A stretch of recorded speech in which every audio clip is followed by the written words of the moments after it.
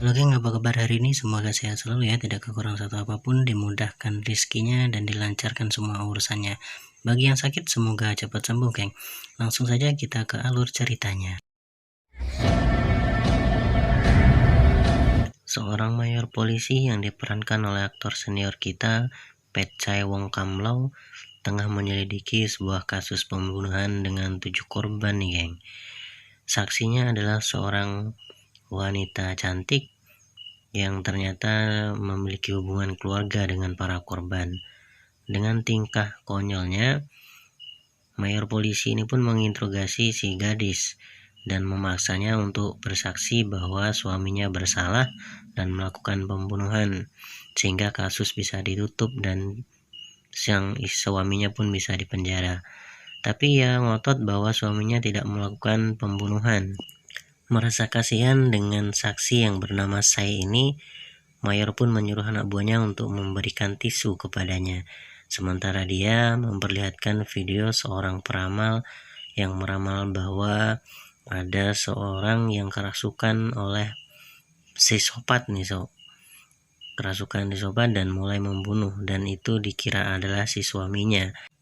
Saya pun mulai menceritakan kejadian ketika dia pulang ke rumahnya bersama dengan Al. Sesampainya di rumah, ia disambut oleh ayahnya yang tidak terlalu suka dengan kedatangan mereka, tapi mereka pun mengabaikannya ya. Dan kemudian tak berselang lama, ibu kandung si Jun, ponakannya saya ini, datang untuk memberitahu bahwa mereka akan mengambil Jun untuk tinggal bersama mereka. Kalau tidak mau, mereka akan bertemu di pengadilan. Sementara istrinya saling berbantahan, suaminya ini sangat akrab seperti tidak terjadi apa-apa. Dan akhirnya Charlie malah mau membantu Earl untuk memperbaiki rumahnya dengan menutup dengan kayu. Mungkin efek sama-sama bule ya. Earl juga tak luput dari interogasi mayor kita nih. Dengan gayanya yang terlihat bengis, dia mulai menceritakan bagaimana ketika ia mendapatkan luka sayatan di mulutnya setelah menyelamatkan seorang yang disandera oleh penjahat. Dia tak sengaja terkena hantaman pisaunya dan membuat lukanya. Dan sang mayor menyuruh anak buahnya untuk menunjukkan apa yang terjadi jika Earl ini tidak mau berkata jujur, dengan membekapnya dengan sebuah plastik hitam ya, dan sampai pingsan. Earl pun tidak mau dan akhirnya dia pun mau berkata jujur.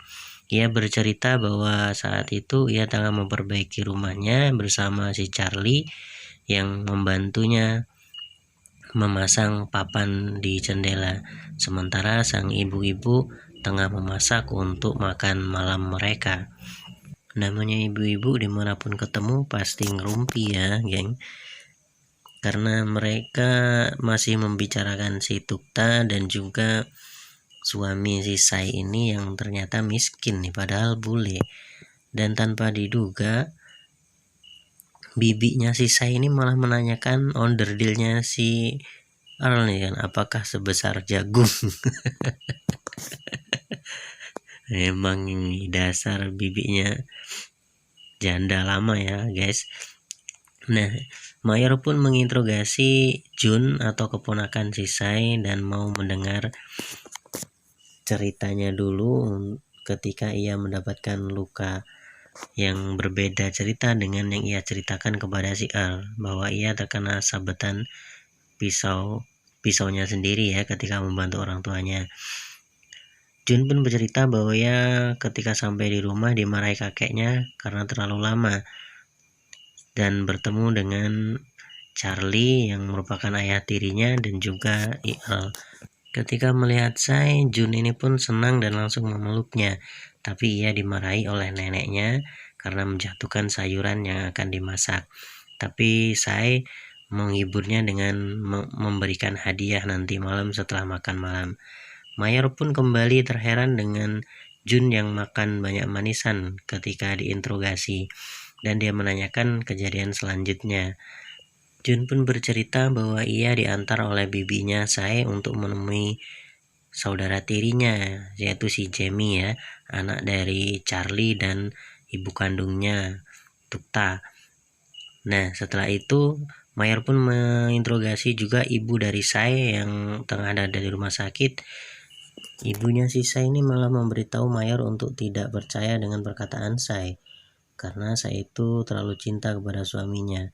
Dan ibunya memperingatkan Sai bahwa ia akan menjadi janda karena ramalan. Sementara Mayor mempengaruhi Sai terus untuk mengaku bahwa Earl bersalah dengan menunjukkan Earl telah membeli sebuah asuransi untuknya ketika ia meninggal. Makan malam pun berlangsung dan mereka terlihat canggung karena adanya si Earl. Kakak Sai dan mantan suaminya pun Pat menertawakan nama dari Earl yang disebut dalam bahasa Thailand ya.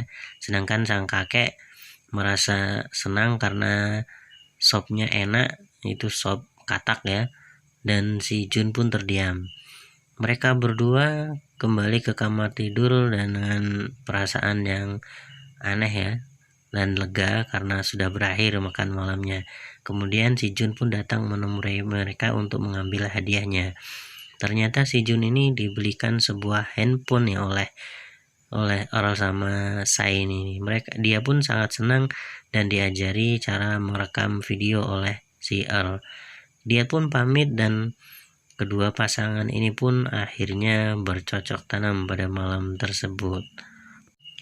Merasa terganggu dengan suara kakak dan mantan istrinya Sai, mereka memutuskan untuk menegurnya, tapi Earl malah keluar untuk menggantikan peran Sai yang akan menegurnya. Sedangkan Pak Polisi diberitahu Sai bahwa surat asuransi itu belum pernah ditandatangani oleh Earl, artinya itu tidak sah surat asuransinya. Tapi Mayor tetap ngotot bahwa Earl ada pelakunya dengan berasumsi bahwa setelah dia keluar dari kamar, dia pun marah kepada kakak Sai dan mantan suaminya dan langsung menghabisi mereka berdua. Dan begitulah kejadiannya menurut si Mayor. Akan tetapi Sai membantahnya karena dia sempat membuka jendela dan melihat ke kakaknya dan mantan suaminya pergi menggunakan mobil, sedangkan Earl masuk ke rumah dengan luka. Mayor pun kembali menanyai Jun dan Jun bercerita bahwa kakeknya membawa baju Earl yang berdarah dan mengatakan kalau itu baju anaknya yang telah dibunuh oleh Earl. Dia pun membangunkan bibinya dan mengendap-endap untuk mencari Earl dan menangkapnya. Tapi mereka malah kaget ketika si Sai ini datang, dikiranya si Earl ya. Dan dia mengatakan bahwa suaminya telah membunuh kakak dan mantan suaminya. Mereka pun kembali mencari dan bibi Sai ini tidak sengaja malah jatuh dari lantai 2 dan tewas seketika. Di ruang otopsi, Mayor melihat bahwa ada noda darah di jari kuku bibinya Sai ini, dan dia pun melakukan analisis tentang darah siapa yang menempel di kuku bibinya dan menyimpulkan bahwa itu adalah darah Earl dan Earl lah yang telah membunuh bibinya dengan melemparnya dari atas. Sai kembali membantah bahwa dia tidak tahu apapun soal itu, dan setelah bibinya jatuh dari lantai 2, dia dan juga orang tuanya langsung membawa bibinya untuk dibawa ke rumah sakit ya. Tapi mereka dicegat oleh petugas yang menginfokan bahwa ada badai, jadi mereka tidak jadi ke rumah sakit. Mayor sedang menginterogasi Earl dan yang tidak mau mengaku apapun ya. Bahkan dia mengaku pingsan dan setelah bangun semua orang sudah tidak ada di rumah, yaitu karena si Sai dan keluarganya ngantar bibinya. Sedangkan ketika mencari, Earl ini malah hampir didabrak oleh Kai dan mantan suami Sai ini, si Pat. Dia pun kembali pingsan di pinggir jalan. Sesampainya di rumah, si kakek pun senang karena melihat si Kai dan mantan suami si Sai ini, si Pat, masih hidup. Dia mengira kalau mereka sudah mati dibunuh oleh si Earl. Lantas Kai pun bergegas mencari Jun untuk memastikan keberadaannya, tapi dia panik karena Jun tidak ada, dan mereka memutuskan untuk mencari Earl dan juga Jun yang sedang bersembunyi menurut mereka.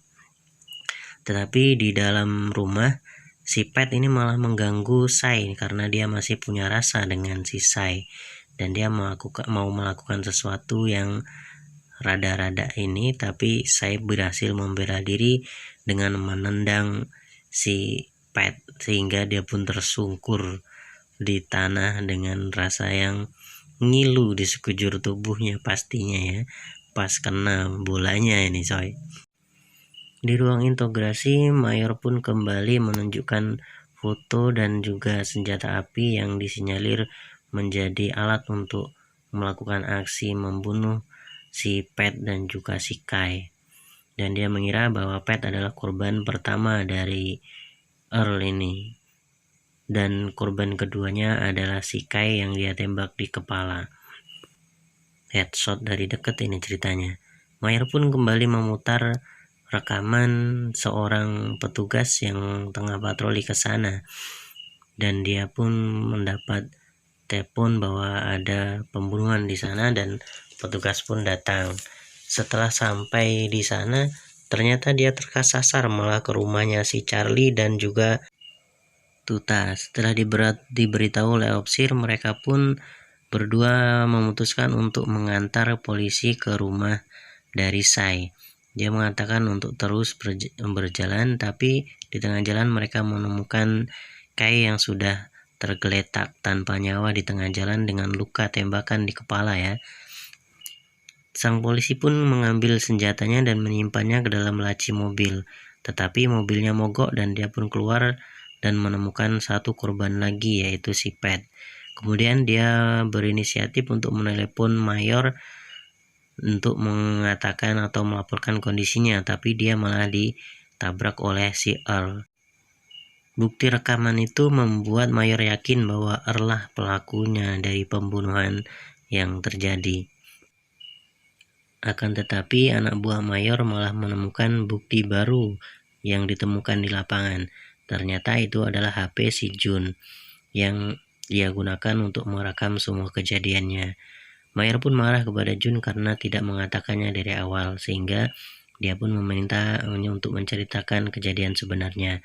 Malam itu Jun melihat kakeknya yang seperti ketakutan berlari ke rumah ya, dan dia pun juga merekam kejadian ketika ayahnya dan Pat ini tengah merencanakan sesuatu yang buruk kepada si Earl untuk mengambil asuransi, memasukkan asuransi bahwa Earl membeli asuransi, tapi setelah ia mati, si Sai lah yang akan mendapat premis asuransinya. Sehingga mereka pun menari-nari dan itu mengganggu Earl dan si Sai waktu di awal tadi ya. Ternyata si bule botak ini memang meminta mereka untuk berhenti, tapi tanpa sengaja dia melihat papannya dengan paku yang agak copot sehingga dia membetulkannya. Tapi karena kocaknya si mereka berdua, dia pun berpura-pura bahwa mereka sedang dipukuli, dan itulah yang dilihat oleh ayahnya si Sai. Dan kejadian itu tentu direkam oleh si Jun. Mereka berdua pun pergi meninggalkan Earl yang tengah memaku, dan dia tidak sengaja terkena pecahan kaca, dan itulah yang membuatnya berdarah ya. Rupanya setelah itu bibinya ini pun ikut membantu saya untuk mencari kotak PDKK untuk mengobati si Earl ya. Dan itulah kenapa dia bisa masuk ke kamar si Earl dan tanpa sengaja terkena darah dari si Earl, dan dia ternyata mengambil uangnya si Earl nih dan meninggalkan dompetnya. Tapi karena dia seperti melihat hantu suaminya, ia pun terjatuh dari jendela lantai 2 dan itu yang membuatnya tewas seketika. Earl pun terbangun dan ia pun bingung dengan kejadian itu, yang dari kolong si Jun merekam kejadian itu. Di lain sisi, Pat dan juga Kai ini menemukan si Earl tengah berbaring di pinggir jalan ya, karena yang dia pingsan waktu dia lari tadi. Dan dengan niat jahat, si Pat ini malah mengisi senjatanya dengan amunisi dan akan menembak si Earl, tapi tiba-tiba mobilnya mundur sendiri dan melindasnya di tempat, dan Pat pun meninggal seketika. Earl pun yang terbangun, ia panik ketika melihat Pat yang tiba-tiba meninggal tertimpa truk ya. Dia pun kemudian berinisiatif untuk mengambil pistolnya dan meminta pertolongan. Tapi sialnya dia malah bertemu dengan si Kai, dan Kai mengira kalau Earl yang membunuh si Pat dengan melindasnya dengan mobil. Tapi si Earl menodongkan senjata dan senjatanya pun berhasil direbut kembali oleh si Kai. Kai mengira bahwa senjatanya itu kosong karena dia memang tidak mengisi amunisinya, tapi ketika ditembakkan dia pun selesai dan Kai pun berakhir ceritanya. Earl pun kembali berlari karena kebingungan, dan ternyata si kakek melihat mobil Kai yang terparkir di jalan. Dia pun membawanya pulang ke rumah dengan melindas lagi mayat si Pat. Di lain sisi, Charlie dan juga Tuta ini tengah tidak sabar menanti polisi, dan dia pun keluar dan menuju rumah dari Sai. Tak lama si Earl datang ke rumah lagi setelah dia kabur tadi, dan si kakek dan ibunya Sai ini bersembunyi di bawah kolong, dan dia mengira bahwa Earl telah membunuh lagi ya, dan dia pun hendak menangkapnya dengan membawa garpu, tapi tanpa sengaja dia malah menusuk si Charlie, dan Charlie pun tewas seketika. Earl menyaksikan kejadian itu dan takut. Ia pun kabur dari rumah, dan setelah itu kakek pun juga membunuh si Tuta karena melihat kejadian itu dan akan melaporkannya ke polisi ya. Nah, tanpa sadar si Earl ini ketika berlari menabrak oleh polisi, dan itu yang kejadian yang kita lihat di awal. Nah, setelah mereka berdua meninggal, polisi membawa Earl kembali ke rumah, dan kakek sama nenek ini, ibunya si Sai, mengatakan bahwa yang membunuh mereka adalah si Earl. Tapi saya tidak percaya, dan polisi pun juga tidak percaya. Kemudian Pak Polisi melihat ke dalam dan menemukan pistolnya yang disimpan di mobil, dan dia melihat telapak kaki yang berdarah dan melihatnya punya kakinya si kakek ya. Dia pun memastikan bahwa itu pelakunya adalah si kakek, dan dia pun berkelahi yang membuat kakek pingsan. Karena marah, ibunya Sai ini mau menembak mati polisi. Polisi pun akhirnya tertembak ya, tapi tanpa sengaja ibunya juga tertembak di lengan.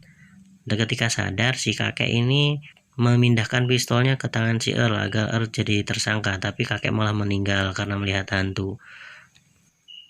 Mayer memberitahu saya bahwa Earl tidak bersalah, dan dia pun segera dibebaskan karena mereka mempunyai bukti baru yang mengungkap semua kejadian, sehingga mereka pun kembali bersama. Di sisi lain, Mayer menanyakan kepada si Jun apakah dia tahu jamur itu, tapi dia tidak tahu jamur ajaib. Padahal yang memasukkan ke dalam makanan dari keluarga itu adalah si Jun ini, yang mendapatkan jamurnya dari si Charlie, anaknya Charlie, sehingga mereka semua berhalusinasi dan melakukan kelakuan yang konyol. Nah, ini dia ternyata biang keroknya ya dari awal.